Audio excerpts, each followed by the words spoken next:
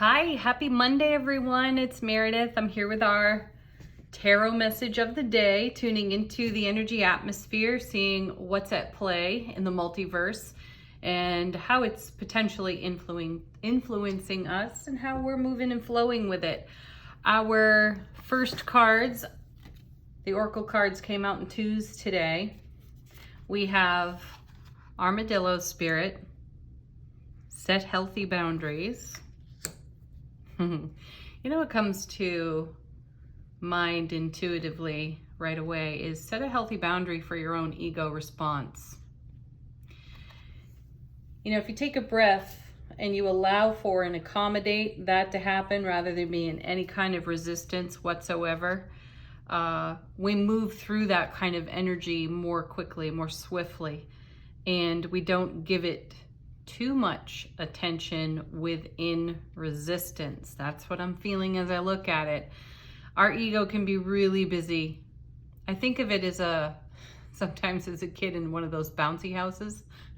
Bounce, bounce, bounce. The ego is just bouncing all the time and ready to react to just about anything. So set a healthy boundary by taking a breath and pausing and recognizing that little voice is there, and it will pop up in surprising ways. And then coming with is Grasshopper Spirit. Take a leap of faith. Yeah, take a leap of faith with your own self. Yet again, set a healthy boundary here energetically for reactions and allow them to pass. Allowing them to pass gives the experience validation, and we don't have to hang on to it. Okay, from the Retro Spirit Oracle deck, we have, look at that, Blessings of Love. That's one of my favorite cards in this whole deck, because this is what is being poured on us, being offered to us, served up on a silver platter even by the universe. Blessings of Love. And then coming with it is the Strength card. Yeah, have the strength to receive this, right? Oh, so nice. So take a leap of faith in all of this lovely energy over here. Let's see what Bonefire has to say to us today. Our first card, the Hermit. A quest beckons. Where are we going? Where are we shining that lamp, that illumination of enlightenment? Let's take a look. You know, as I'm looking at it, this isn't so much about our interactions with others. This is our interaction within self-relationship. Well, isn't it always anyway? However, the presence of these cards truly speaks to how we are enlightened within our own self-relationship. Are we paying attention to what triggers us? Do we have a healthy boundary for our own ego voice? Can we take the leap of faith into a quest to discover so much more about ourselves and challenge whatever belief system and programming we have? You know, it's a great experiment. It's a great spiritual awakening experiment to truly ask yourself daily, what more can I know? What have I not considered? These are excellent questions, and the universe will just so serendipitously serve that to you, serve a variety of answers to you. So consider doing that, and that's what I'm feeling here with the Hermit. This is something to discover within self, and it is a great quest. Next, we have the King of Coins. Wonderful. So this is appreciating the now and paying attention to the potentialities in the oncoming. That's what this king is a master about. And that's what's happening over here in our oracle cards. We have the strength to witness this, to bear our own ego voice and respond with a blessing of love to that. Even if we're reacting and responding simultaneously. Go for it, do it. That is a great leap of faith. Then we have, coming with this king, the Five of Cups. This is emotional pain, loss, and sorrow. This is lamenting something. This would be chewing on an old story.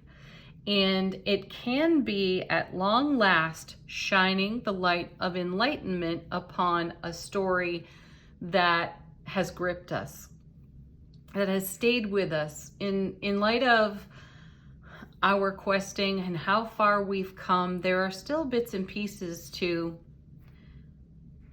our experience that drive us emotionally and not necessarily in the best of ways. And I feel that that armadillo spirit card and the grasshopper spirit are wonderful encouragements toward putting this down finally, to recognizing that there's a very well-worn path, if you will, into an emotional pain, loss, and sorrow. You could take any situation and apply an old story to it, right?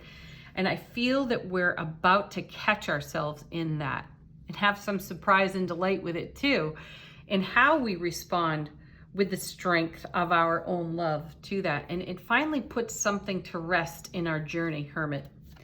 Oh yeah, look at this. Now we have the Tower.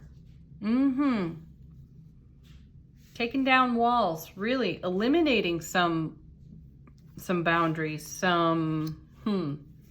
boundaries as in limited thinking. If we have this programmed reaction from ego voice, right?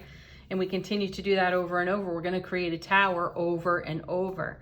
So I feel though that holding the lamp of enlightenment here with the Hermit sitting next to such a masterful, grounded king allows us to embrace whatever's emerging on our Five of Cups, whatever is so unstable that it brings a tower down.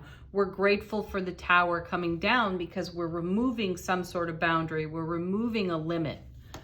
Excellent. Then we have, whoa, now we have the Hierophant, you know, and he is the one that will have us challenge our program.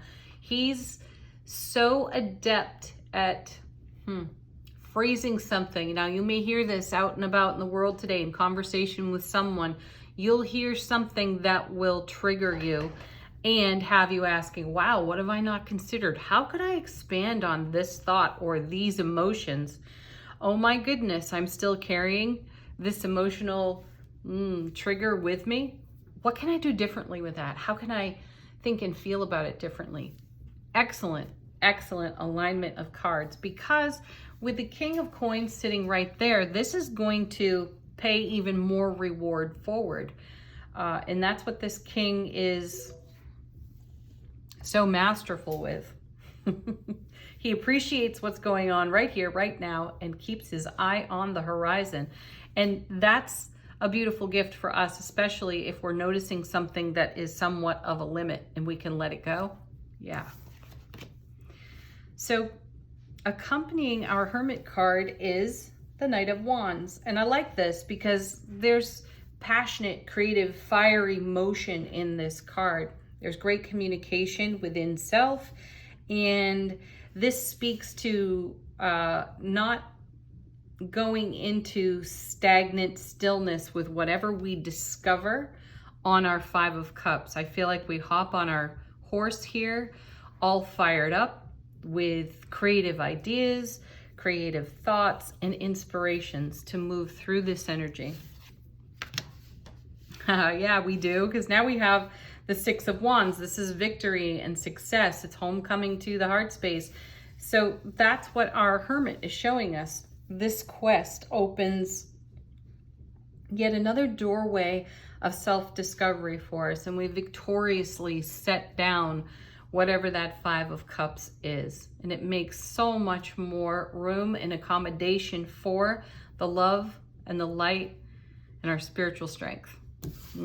Shine through us. And here we go, Six of Cups, soulmate card.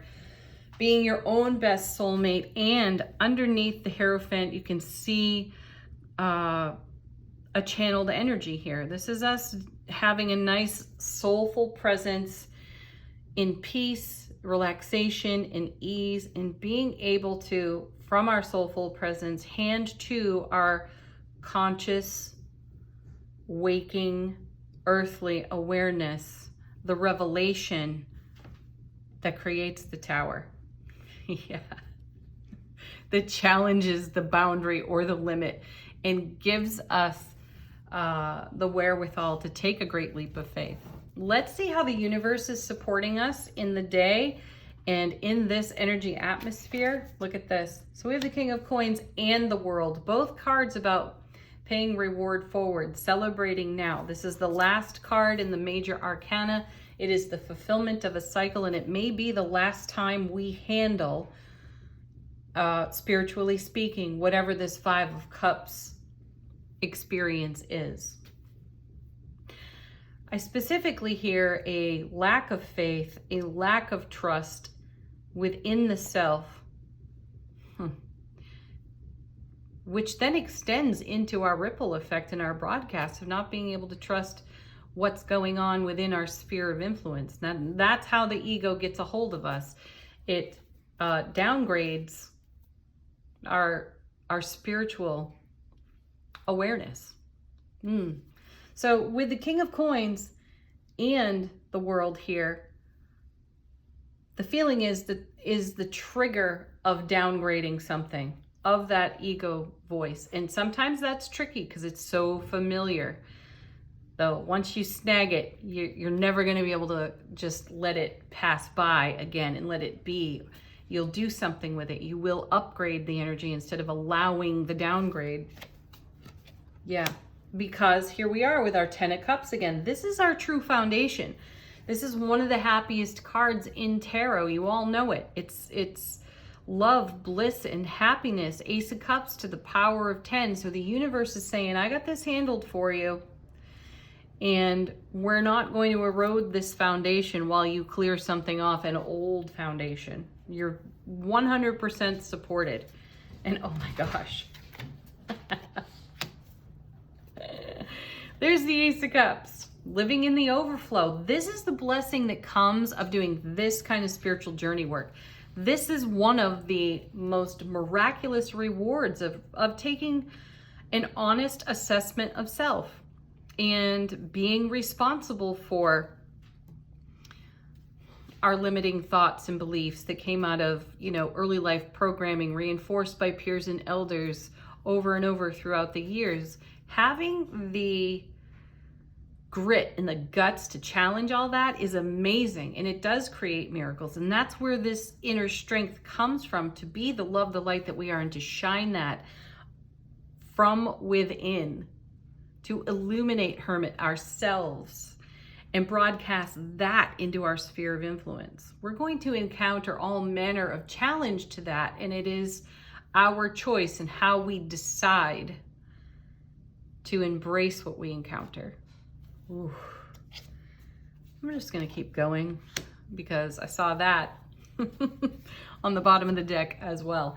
And it's the Ace of Coins. How beautiful. A card of great love, a gateway, a threshold to cross. And we're doing it. And we're doing it through the course of the day. We're doing it every day. Though the universe has certainly put a fine focus on it for us today. All right, let's do Angel Answers. If you got a question or you want to confirm something, these are the cards for that.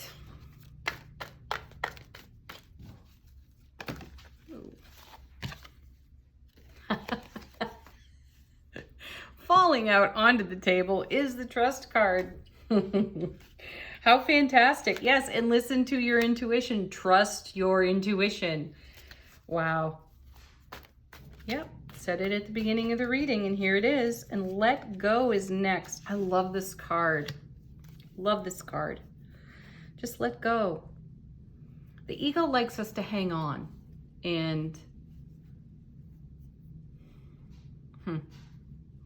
go deeply into the detail, which narrows our focus, right? It doesn't broaden our focus out to the horizon. So whatever you're catching in terms of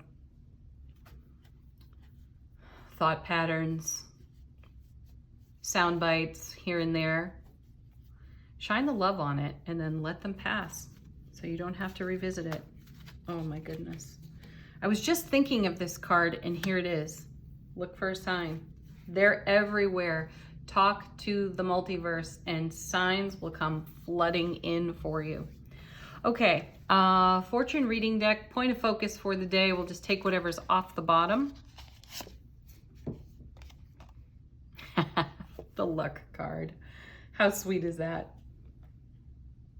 You are right to be strong and optimistic about the opportunities ahead. Yeah. Fantastic message for us today. Leave some comments. Tell us a little bit about your experience. That's always fun to read. Thank you for joining me. Peace, love, happiness. Namaste.